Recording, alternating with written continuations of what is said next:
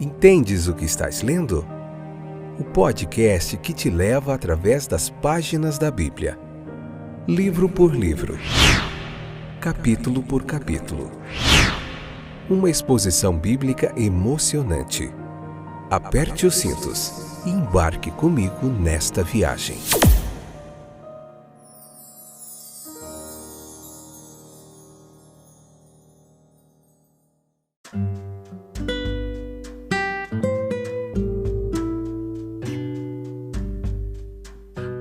Olá, meus queridos companheiros de viagem através das páginas da Bíblia. Esse é mais um excepcional, fora de série episódio do podcast Entendes o que estás lendo? Tudo bem com vocês?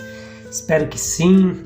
Espero que vocês tenham desfrutado, estejam desfrutando da bênção de Deus sobre a vida de vocês. Espero que esse podcast esteja sendo uma bênção, abençoando seu coraçãozinho. E a gente está aqui, firme, constante, às vezes andando, às vezes correndo, às vezes se arrastando. A gente está aqui, firme no propósito de continuar estudando a Bíblia capítulo por capítulo. E nesse propósito nós seguimos no livro de Números, capítulo 11, parte 4, último episódio hoje do capítulo 11. Episódio de número 525. Essa é a 7ª temporada, o 7º livro da Bíblia. Olha, Deus é bom. Mais de 2 anos aí, a gente já viu Gênesis, Êxodo e Levítico, estamos em Números, já vimos Evangelho de Marcos, Evangelho de Lucas, Evangelho de João. Em breve a gente vai lá para o Evangelho de Mateus, o 4º Evangelho. Então, como é que a gente vai continuar aqui, da onde paramos? Você já viu os episódios anteriores? Você não pode perder, hein? Dos outros, tanto desse capítulo quanto dos outros, tá bom? Você encontra esse podcast aí na Apple Podcasts, no Spotify, no Google Podcasts, na Amazon Music e em tantos outros distribuidores aí. Esse podcast que tem crescido a sua comunidade a cada dia, alcançando lugares que antes seriam impossíveis de serem alcançados, mas através da World Wide aí, da www, que é a rede mundial de internet e de computadores, a gente tem conseguido atingir muitas vidas. Então chega de introdução e vamos ao texto. Leia o capítulo 11 do livro de Números e vem para cá, convida mais gente, tá bom? Então veja que quanto ao propósito de Deus aqui que a gente viu na reclamação do povo ali, Deus respondeu com uma raiva santa ali, né? Prometendo carne, mas com uma retribuição junto com ela. A ameaça ela é tão enfática e clara aqui no texto quanto a promessa, mas de alguma forma Moisés ele não dá ouvidos.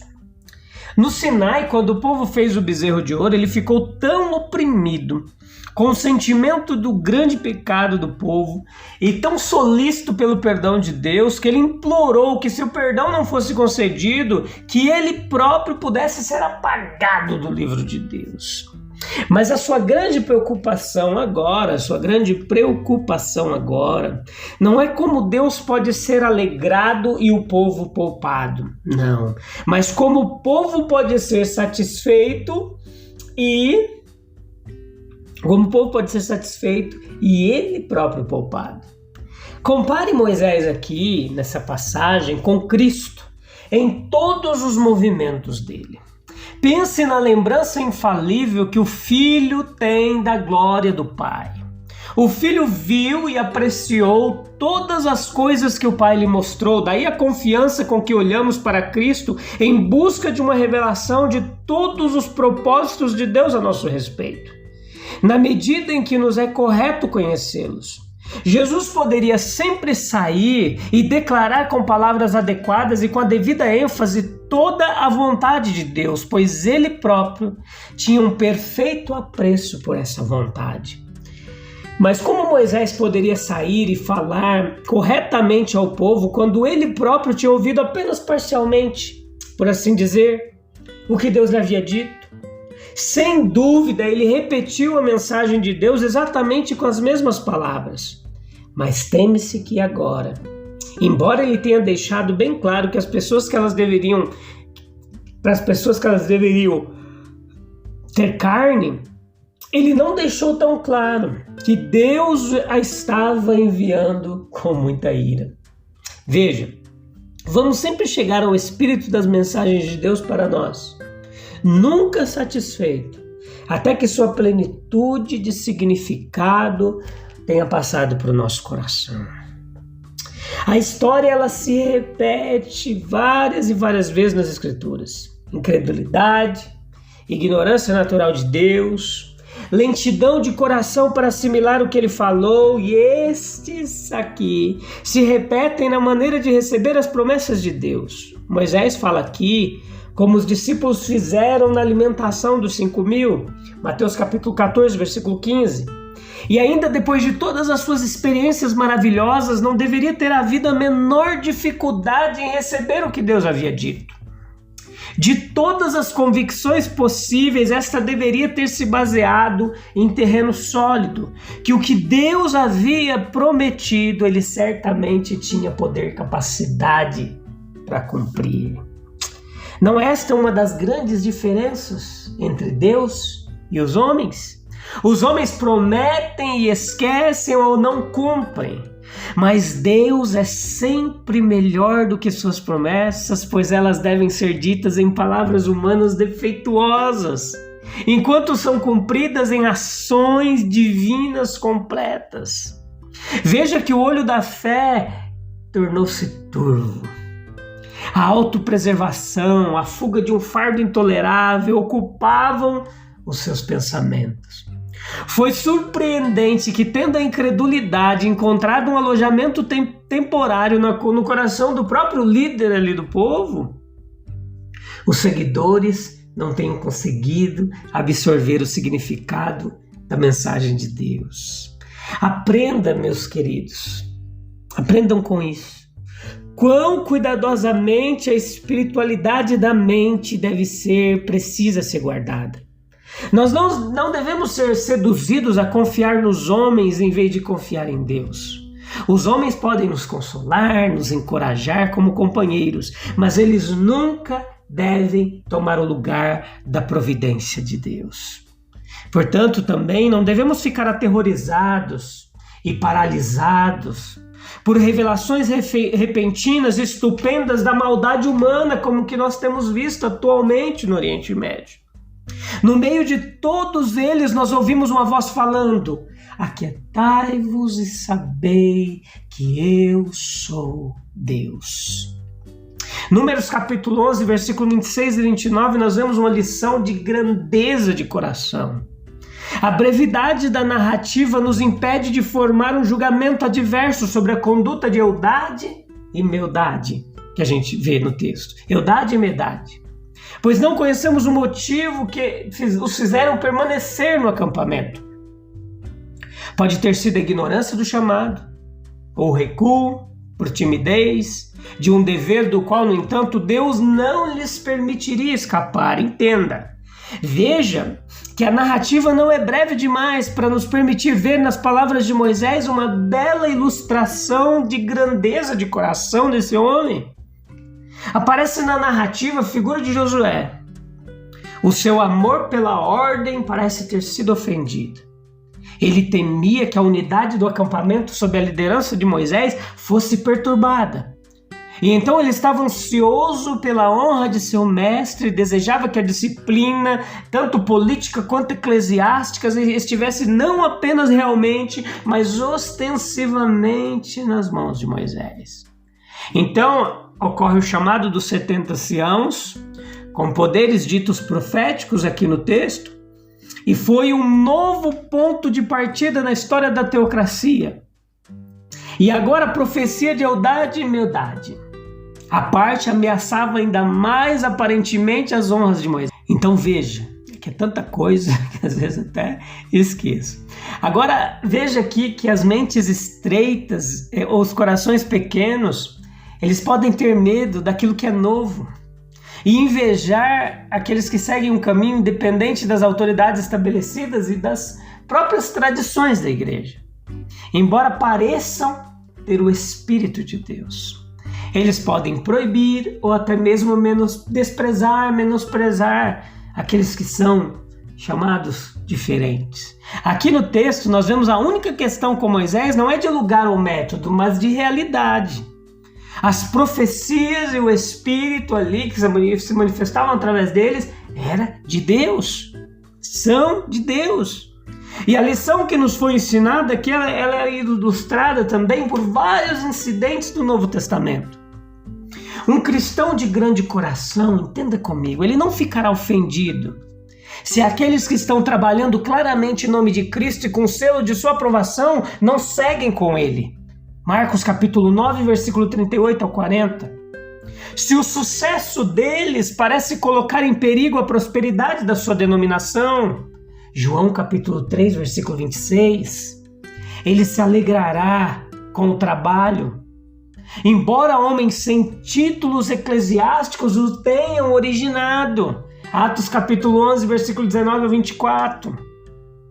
Ele não invejará, mas se deleitará na proclamação do evangelho, mesmo que os motivos dos pregadores sejam prejudicados pela inveja e pelo conflito. Filipenses capítulo 1, versículo 15 ao 18.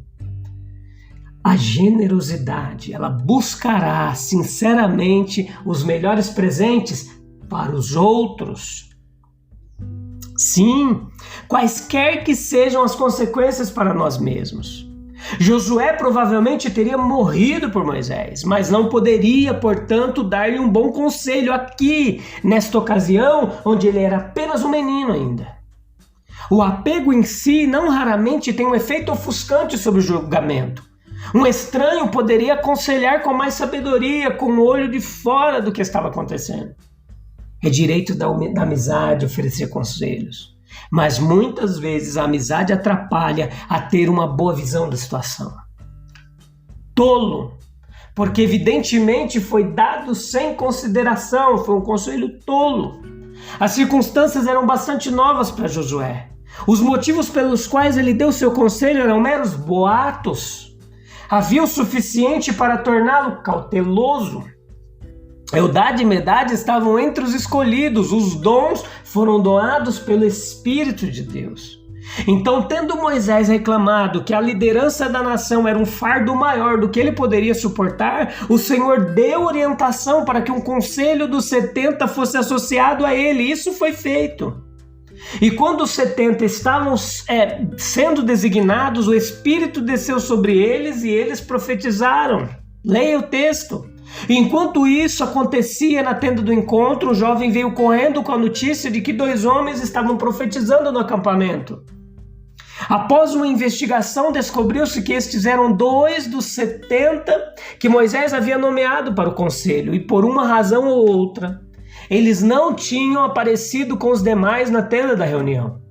Apesar disso, o Espírito desceu sobre eles no acampamento, exatamente como desceu sobre seus irmãos. Eles estavam profetizando.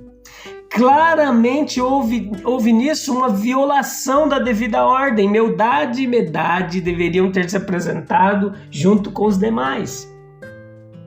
Eles foram acusados de irregularidade. Consequentemente, Josué, que já é o ministro de Moisés de confiança, sugere que eles deveriam ser silenciados. Meu senhor Moisés, proíba-os. Mas Moisés tem outra opinião. E o que esses fatos têm a dizer para nós, para nos ensinar? Que lição eles nos ensinam? À primeira vista, pode parecer que eles nos ensinaram a menosprezar o cargo, a ordenação solene ao cargo, o serviço oficial, eclesiástico, e a dar importância apenas à posse ao exercício dos dons. Não, isso certamente não é pretendido. O novo conselho não deveria consistir de homens que simplesmente obedecessem a um chamado interno. Ninguém era admissível sem experiência anterior no cargo e sem eleição de Moisés. E foi por ordem divina que os 68 foram solenemente separados diante do Senhor e da congregação. Em todas as igrejas, Deus é o autor da paz e não da confusão. E todas as coisas devem ser feitas com decência e ordem. 1 Coríntios capítulo 14, versículo 33 ao 40. A narrativa nos adverte que o cargo, a ordem, o serviço oficial, por mais necessários que sejam, não são tudo, mesmo no Estado, muito menos são tudo na igreja. A salvação e a edificação das almas não avançarão a menos que haja um ministério contínuo do Espírito em dons e em graça. O Deus da ordem, ele pode, sem se contradizer, conceder seus valiosos dons a homens que não se conformam exatamente com a ordem eclesiástica de sua denominação. Pois o fato é claro. Quer possamos explicar isso ou não, o fato é indubitável. Os 12 eram apóstolos de Cristo e era dever de todos os discípulos segui-lo. E será que, portanto, Cristo reteve suas dádivas a todos, exceto aos que estavam na companhia dos apóstolos? Pelo contrário, de vez em quando era encontrado um indivíduo que, embora não seguisse os apóstolos, falava em nome de Cristo e falava com um propósito tão bom que demônios eram expulsos. Marcos capítulo 9, versículo 38 ao 40. Qual é então a conclusão que somos levados? Não apague o espírito e não despreze a profecia. A ordem de Cristo não era vai, junte-se ao homem que está expulsando demônios em meu nome, mas foi não o proíbas. Um homem está realmente profetizando? Ele está expulsando demônios? Está expondo a verdade e fazendo bem? Então não o proíba. Leve-o, se puder, a um conhecimento mais completo da verdade, mas não olhe para ele com olhos invejosos, nem tente diminuí-lo ou desfazer de seu trabalho para o reino de Deus. Foi o que aconteceu lá com os apóstolos e foi o que aconteceu aqui com Eldade, Medade, com esses dois aqui. Tem um nomezinho complicado. A gente volta no próximo episódio, onde vamos falar no capítulo 12 de Números, tá bom? Todo o contexto, texto aqui, você vai entender toda a teologia bíblica para edificação da sua vida, do reino de Deus. Te encontro lá no próximo episódio, se Deus quiser. Um abraço, até breve, Deus abençoe, tchau, tchau.